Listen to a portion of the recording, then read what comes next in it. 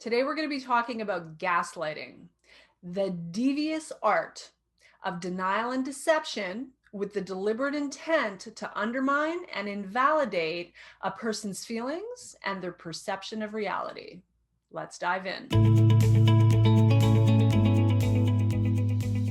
Tammy M. Joyce here, Empowerment Life Coach, creator of the Freedom Class and the Ascension Class. If you're new to my channel, welcome. Please take a second to say hello and introduce yourself in the comment section below. And if you're back, thanks for coming back and for tuning in. Either way, be sure to subscribe and hit that bell to be notified when I post new videos throughout the week. So let's talk about gaslighting, shall we? First of all, what is it?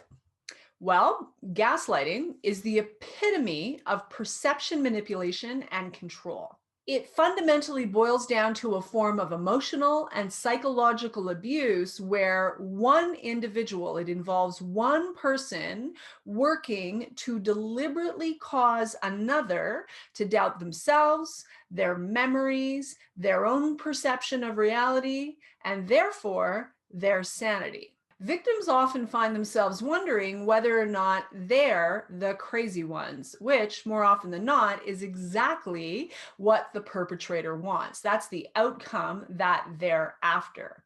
It really boils down to this: telling a lie or a series of lies, multiple lies, with a specific agenda, with a deliberate intent. Now, the agenda can be any number of things, like, for example, the denial of reality, in other words, the truth, usually to avoid the discomfort in the moment, like potentially being held accountable for their actions, right? They also will gaslight to avoid not just accountability, but being found out, like being seen for who and what they actually are by their entourage, their golden children, their little minions, that sort of thing.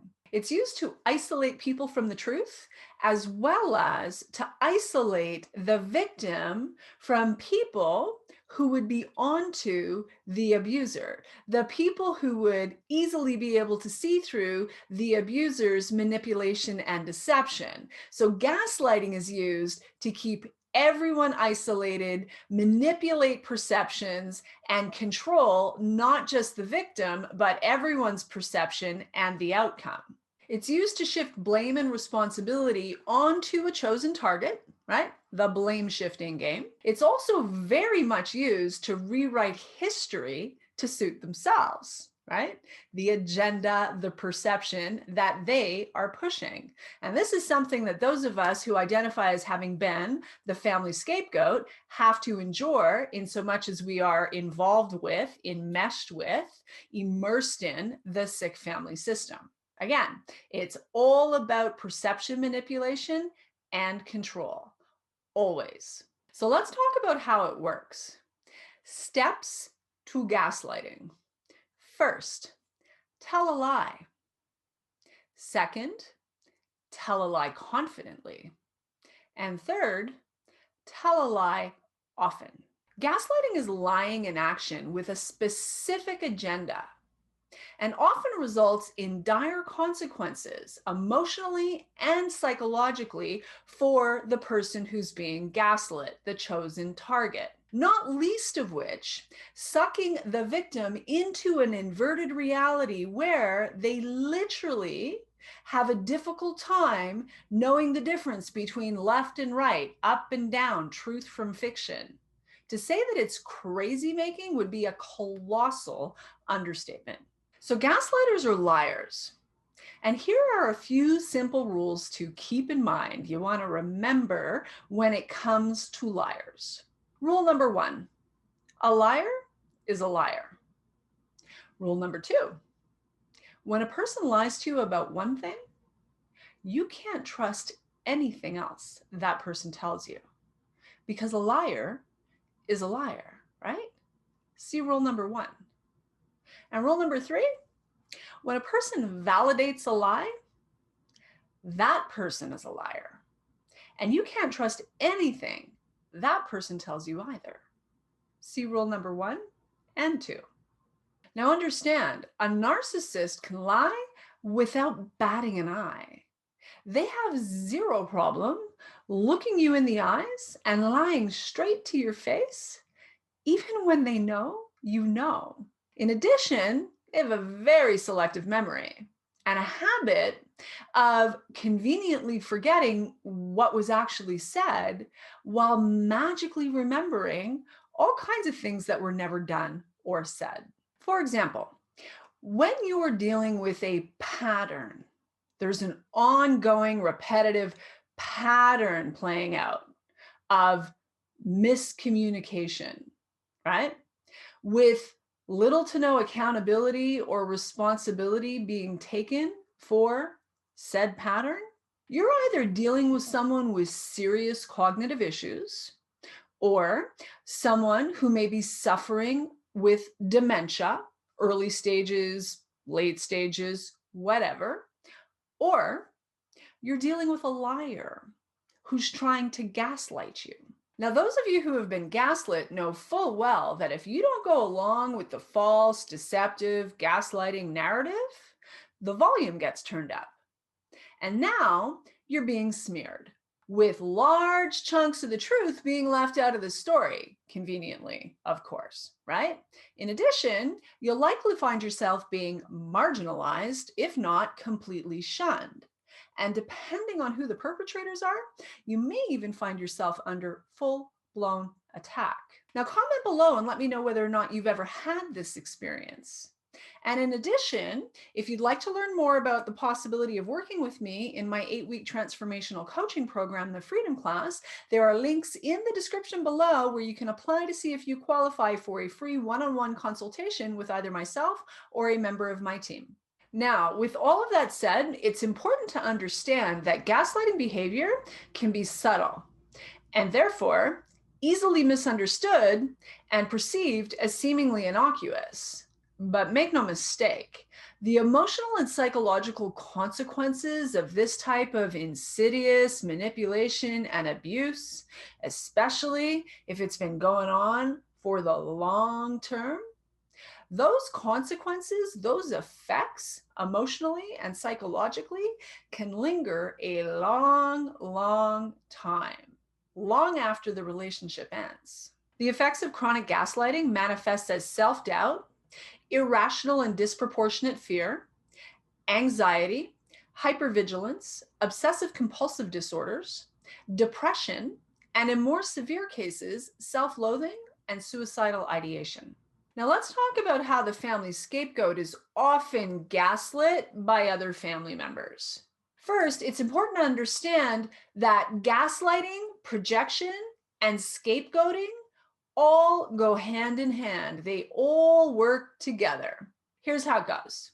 If I can shift blame and responsibility for my shameful, dirty little secrets or shameful character defects and appalling attitudes and behavior, I get to avoid accountability and responsibility, right? While throwing you, the family scapegoat, under the bus, making you the control freak or the arrogant one in the relationship or the liar or the thief or the one who can't be trusted around children.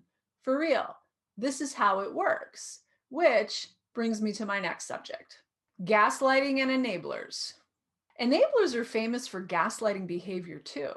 Make no mistake, anyone who chooses to take a neutral stand between you and your abuser, or worse yet, minimizes your experience and invalidates your feelings, usually by saying something stupid like, "Oh, come on, it wasn't that bad." This imbecile is without question abandoning you and aligning with, supporting, propping up, and enabling the predator, the abuser. That's the truth. What's unfortunate about this is often, rather than gaslighting, all it would take would be a simple admission of truth, a simple acknowledgement of what actually went on, and people would be much more easily able to heal and move forward, including forgive, let go, release, right? So many people stay stuck in the pain and excruciating pain, often sadly, but the pain, the chaos, the drama, and the trauma of it all, simply because the people that they are surrounded by their whole lives continue to gaslight them, to cause them to doubt their reality, to cause them to doubt themselves, the truth of their experience, their perceptions of reality, and therefore their sanity. Pretty hard to heal, forgive, and move forward from that place. When you're dealing with sneaky, manipulative cowards to their core, who feel entitled to mess with the minds and hearts of others, distorting reality, saying whatever it takes to move their own agenda forward, manipulate perception accordingly, this is what happens. Nobody heals. So, what's the solution? Well, in my opinion, serious distance between you and the gaslighter, between you and the emotional, psychological predator, the manipulator, the liar, the deceiver. It's always going to be your best bet. First and foremost, distance, right? That's a piece of the puzzle, but it doesn't end there. If you're someone who has been gaslit for a long period of time, whether that be your family of origin, having grown up as the family scapegoat, one romantic relationship after another, one long-term marriage where you're, involved with the, insidious covert narcissist, maybe a more overt grandiose narcissist, like whatever it is, right? If you're someone who has been gaslit, especially gaslit over a long period of time, yeah, distance is going to go a long way to help you, but it's going to take more than that. In my opinion and experience, both personally and professionally, it's vital that you find yourself a relatively reasonably healthy, solid, honest, reliable, predictable, trustworthy support system.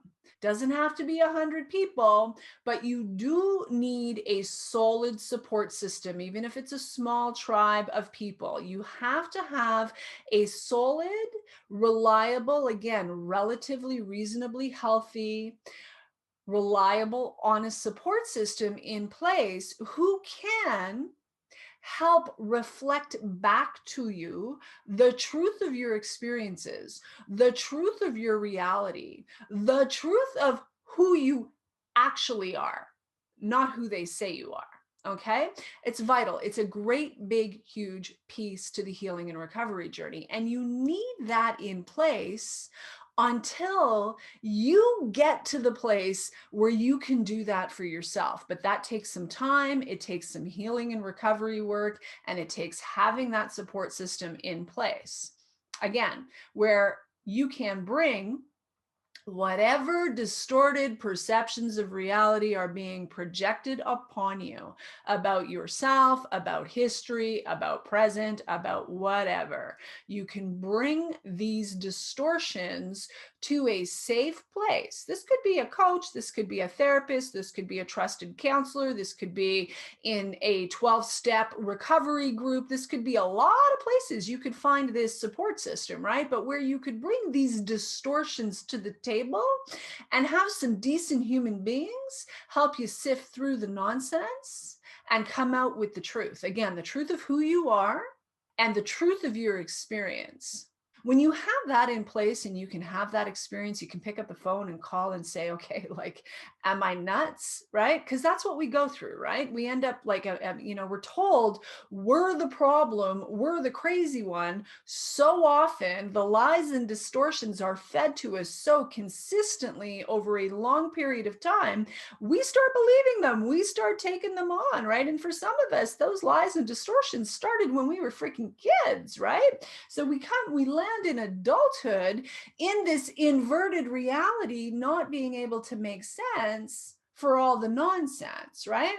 So when you have that solid support system in place that helps you sift through all the bullshit, Eventually, you get to a place where you're able to do that for yourself. And ultimately, if you're doing the real deep dive healing and recovery work, you don't need other people to validate what's true for you. Eventually, you get to the place where you're standing on the firm foundation, the firm, solid, rock solid foundation of who you are in this world, who you've always been in this world, who you came to the planet to be. And ultimately, that becomes enough. You know, the truth is, we know who we are deep down in our core. We know what we live. You know what you heard. You know what you saw. You know what you said, didn't say, didn't do. You know what you feel. But when you've been gaslit over a long period of time, it can be very difficult to, again, make sense out of all the nonsense, right? So the goal is to get to a place where you're crystal clear. And I promise you, with the right tools, the right strategy, the right support system in place, you can get there. You can get there. It's a journey to travel, but you can get there. And that really is your best bet. Distance, the right support system, and a proper healing and recovery program so that you can advance in your own journey of evolution, what I refer to as ascension. Because, friends, here's the truth. Recovery is about two things. It's about growing up. It's about waking up. It's about growing up emotionally and psychologically. It's about growing up spiritually. And it's about waking up, ascending emotionally, psychologically, spiritually. And you can get there. You just have to decide to give yourself the gift. That's the truth. And with that, I'm going to call it a wrap. My friends, I hope you got some value out of this today. If you liked what you heard, be sure to give me a like, drop a comment, let me know what your biggest takeaway was. Again, if you're new to my channel, great big huge welcome. So happy to have you here. Be sure to subscribe and hit that bell to be notified when I post new videos throughout the week.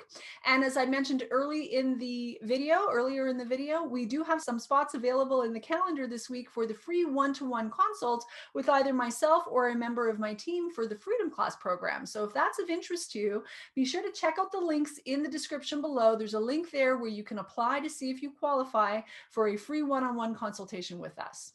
And as always, I will leave you with this. Know your value and unlock your freedom. Much love. Catch you in the next video. Bye for now.